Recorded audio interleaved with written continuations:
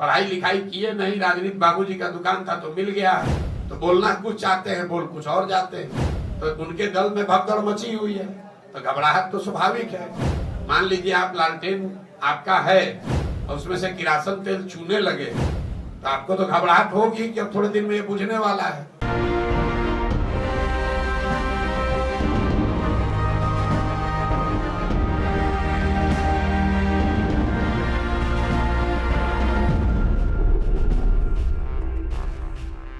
प्रशांत किशोर ने किया बड़ा ऐलान, बेलागंज और इमामगंज उपचुनाव लड़ सकता है जनसुराज। नमस्कार, कैपिटल टीवी बिहार देख रहे हैं आप और आपके साथ मैं हूं दिव्या। जनसुराज पदयात्रा के शिल्पकार प्रशांत किशोर ने गया में एक बड़ा ऐलान कर दिया है। 2 दिन के दौरे पर गया पहुंचे प्रशांत किशोर के स्वागत के लिए कई प्रखंडों में कार्यक्रम रखा गया, जहां हजारों की संख्या में लोगों ने उनका जोरदार स्वागत किया। सबसे पहले प्रशांत ने गया जिले के इमामगंज प्रखंड के गांधी मैदान में जनसंवाद किया। गया की जनता को जनसुराज अभियान और पदयात्रा के बारे में बताया।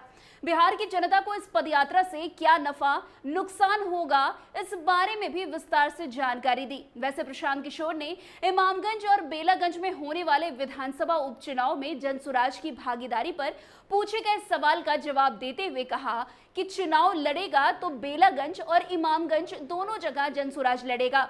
अगर 2 अक्टूबर के बाद चुनाव होगा तो निश्चित तौर पर चुनाव लड़ा जाएगा, लेकिन अगर 2 अक्टूबर से पहले चुनाव होता है तो जनसुराज के साथ ही अगर मिलकर तय करते हैं कि चुनाव लड़ना है तो जनसुराज से जुड़े किसी निर्दलीय साथी को समर्थन देकर चुनाव लड़ाया जा सकता है।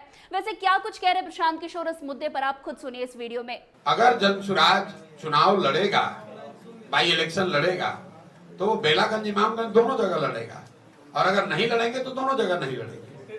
ऐसा नहीं है कि इमामगंज के लिए अलग है और बेलागंज के लिए अलग है। अभी हमको पता नहीं है कि उपचुनाव का डेट अभी शायद अनाउंस हुआ है, अभी डेट हमको देखना पड़ेगा, क्योंकि 2 अक्टूबर को दल बनना है। 2 अक्टूबर के बाद अगर चुनाव है तो निश्चित तौर पर चुनाव लड़ा ही जाएगा, उसमें कहीं कोई दो मत नहीं है।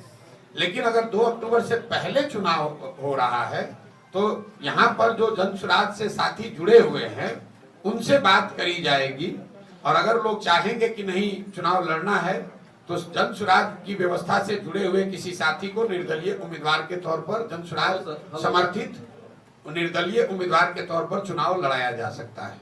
इतना ही नहीं, प्रशांत किशोर ने तेजस्वी यादव को भी आड़े हाथों लेते हुए कहा कि राजद के प्रदेश अध्यक्ष ने चिट्ठी निकालकर अपने नेताओं को रोकने का प्रयास किया और कहा कि आप लालू के सिपाही हैं, समाजवाद के रक्षक हैं, दल छोड़कर नहीं जाने का आग्रह किया। तेजस्वी जी खुद समझ नहीं पा रहे हैं कि वो क्या बोल रहे हैं, अपने नेताओं और कार्यकर्ताओं को गाली दे रहे हैं।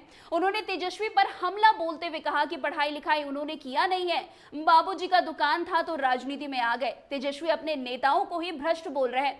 वैसे तेजस्वी के मुद्दे पर क्या कुछ कह रहे प्रशांत किशोर, आप पहले सुनिए इस वीडियो में। जनसुराज में जो जुड़ रहा है वो पैसे देके जुड़ रहा है। अब देखिए, ये लोग बोलने से पहले अपनी ही बात नहीं देखते हैं। कुछ दिन पहले तेजस्वी यादव के दल आरजेडी के अध्यक्ष ने चिट्ठी निकाला कि भाई आप लोग राष्ट्रीय जनता दल छोड़कर जनसुराज मत भागिए, आप लोग लालू जी के सिपाही हैं, समाजवाद के नेता हैं, सामाजिक न्याय के पुरोधा के साथ जुड़े रहिए।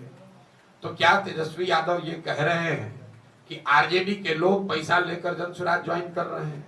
तो ये तो आरजेडी के कार्यकर्ताओं को, अपने ही नेताओं को गाली दे रहे हैं, अपने नेताओं को भ्रष्ट बता रहे हैं। भाई अगर पैसा देकर उनके लोग आ रहे हैं जनसुराज में, यही तो जब आप अपने से राजनीति नहीं किए हैं, पढ़ाई लिखाई किए नहीं, राजनीति बाबूजी का दुकान था तो मिल गया है, तो बोलना कुछ चाहते हैं, बोल कुछ और जाते हैं। अब बताइए, अपने ही नेता को कह रहे हैं कि पैसा लेके जनसुराज में गया है, तो भाई पत्र तो आपने निकाला है कि आरजेडी के सारे नेता आप लोग विचारधारा वाले लोग हैं, आप लोग लालू जी सामाजिक न्याय के सिपाही हैं, आप लोग जनसुराज में मत जाइए। तो उनके दल में भगदड़ मची हुई है, तो घबराहट तो स्वाभाविक है। मान लीजिए आप लालटेन आपका है और उसमें से किरासन तेल चूने लगे, तो आपको तो घबराहट होगी कि अब थोड़े दिन में ये बुझने वाला है। आपने सुना कि किस तरह से प्रशांत किशोर ने बड़ा ऐलान कर दिया है उपचुनाव लड़ने को लेकर। इतना ही नहीं, पीके ने जिस तरीके से तेजस्वी पर निशाना साधा है, उससे तो यही लग रहा है कि आने वाले दिनों में तेजस्वी यादव भी प्रशांत किशोर पर कोई बड़ा निशाना जो है वो साध सकते हैं। अब देखना ये दिलचस्प होगा कि आने वाले दिनों में क्या कुछ तेजस्वी यादव प्रशांत किशोर को लेकर बोलते हैं। तो फिलहाल इस खबर में आज के लिए बस इतना ही। अन्य खबरों के लिए हमारे साथ ऐसे आगे बने रहे और देखते रहिए कैपिटल टीवी बिहार। धन्यवाद।